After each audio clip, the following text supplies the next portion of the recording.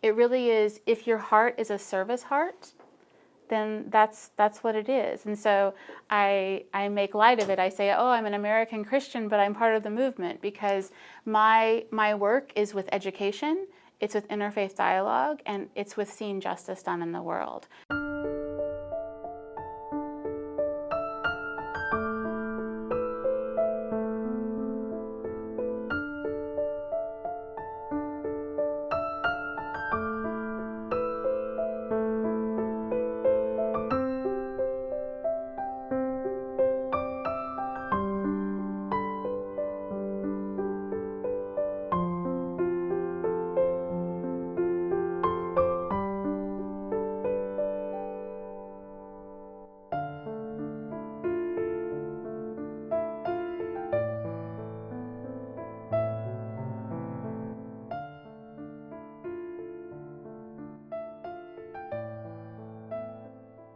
My name is Stephanie Varnon-Hughes.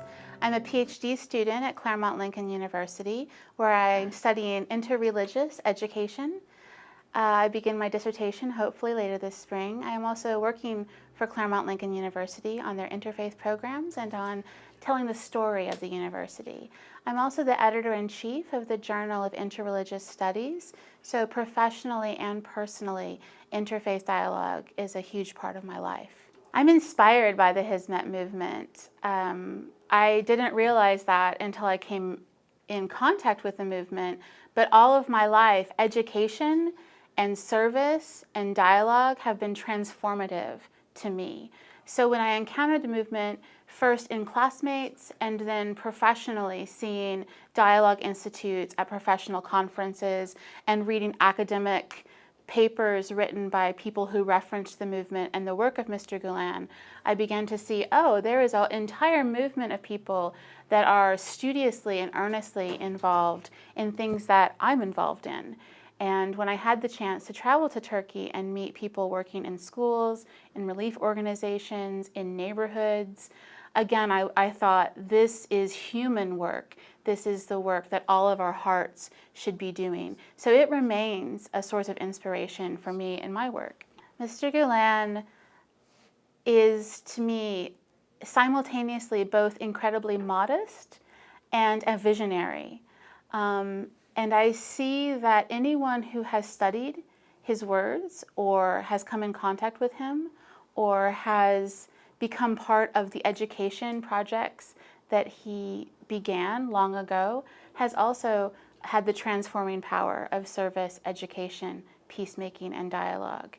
And so it's strange to think that one person with a deep heart and a commitment to living so that others may live can really change the world. And yet I see this person, Mr. Gülen, as someone who's not interested in personal power or personal acclaim or making speeches about himself. It's really about letting others live. One of the things that always strikes me about Mr. Gülen is his appreciation for poetry. And I myself, when I was a child, would sit in a tree and write poems, and I felt very close to God in those moments. And I had good teachers who would comment on my poetry every single time. And I know that Mr. Gülen has said that poetry and the imagination gives us access to the infinite. And I'm thankful for the teachers who have helped me foster that skill. And I just think it's another fruit that someone who does so much for education and service also wants to nourish the souls of people. Not just give them a desk, not just give them books, not just give them aid, but make sure that the imagination and the soul are not luxury items. They're for each person. When I was a little girl, I lived in a very rural town, a coal mining town. My father was a coal miner, my grandparents were farmers, and not many people went to college. And so the idea that I could go to college and become a writer or a thinker was very far to me. And when I traveled to Turkey, I saw students that I recognized myself in them. And I saw students for whom just an education changes their lives and generations after them. And so I think that one of the major contributions of the movement is to make a good life accessible. And it doesn't matter who you are. It doesn't matter if you're Muslim or Christian or male or female, or you have money or you don't have money. you can have access to education. And not only education, but sometimes food and aid and medicine and the things that you need. There are people in the community through the Hizmet movement who can make that happen. And so I recognize that the things that happened to me that allowed me to flourish and do this interfaith work is happening for others through the movement. There is a verse, I believe, forgive my ignorance, in the Quran that God made us many nations and peoples so that we might get to know one another. And that has a scholarly impetus.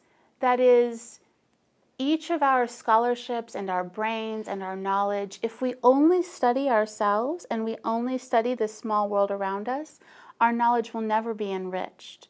But if we get to know one another and get to know more about science and more about the world and more about other things, our knowledge is enriched. So from a scholarly perspective, that idea is profound. And from a personal perspective, we all are enriched by relationship, by friendship, by trying new foods, by hearing new music, by being exposed to art. So that religious verse really plays out in the choices that I've made as a scholar and as a professional. One of the really remarkable things about the Hizmet movement is that there is no hierarchy. There is no person to tell me if I'm doing it right or wrong, or to say, Stephanie, you have to jump through this hoop or that hoop. It really is, if your heart is a service heart, then that's what it is. And so I make light of it. I say, oh, I'm an American Christian, but I'm part of the movement, because my work is with education, it's with interfaith dialogue, and it's with seeing justice done in the world. And so I can't think of any other organization that is so broad and so non-hierarchical and so inclusive. My position here at Claremont Lincoln University really is a dream come true. The motto of this university is putting wisdom to work in the world. And that idea of wisdom means opening oneself up to hear the wisdom that might be revealed in other people's traditions, faiths, or practices. As a teacher, I know that whenever a student is about to learn something new, we experience disequilibrium, and that's a developmental psychological term for the shakiness that comes before we learn something new. So it is the role of teachers and pastors and leaders to help people experience that and then learn something. I think that all of us, if you think about a tree with roots and the nutrients that come from the soil, all of us are more enriched when we have access to wisdom from different traditions. And that's our work here, and that's clearly the work of Mr. Gülen and the movement. I can't speak for Muslims, but non-Muslims I've seen in my classmates, in the classes that I've assisted with, in projects that I've done. All of our hearts and our minds and our practices are enriched from fruitful encounter with the other. The schools of the Hizmet movement supports and fosters are such engaging places. The children are clearly so cared for, they are so warm, there is music and sound and just writing. They were really inspiring. Honestly, I taught in cities here in the United States, and sometimes the teaching was very hard. And there were students coming from really disadvantaged places, and my heart sometimes was breaking because I didn't have resources. And visiting schools in Turkey, really I felt myself rejuvenated by seeing the possibilities that these schools were giving students. It really, I can't say enough how profound it is to give this gift to every child, no matter his or her background or how much money their parents have.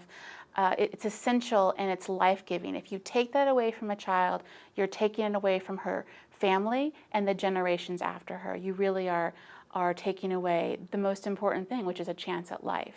Last summer here in the United States, there were tornadoes that happened in the state of Oklahoma, and my little sister and her husband lost their house.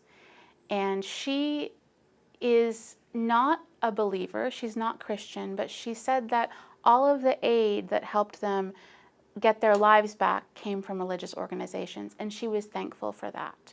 So when I visited 𝐀𝐭𝐤, I felt that connection again of an organization who was giving so much aid to thousands of people, no matter what country, no matter what they looked like, no matter who they worshiped, just giving the aid where it was most needed. And I thought, this is what my family experienced. And I think in the face of devastation, when people have no hope, our role as children of God is to give hope, is to use our traditions and our wisdom and the resources we've been blessed with to give back. I cannot think of a reason to criticize any organization that meets people where their need is in the world. I think the work speaks for itself.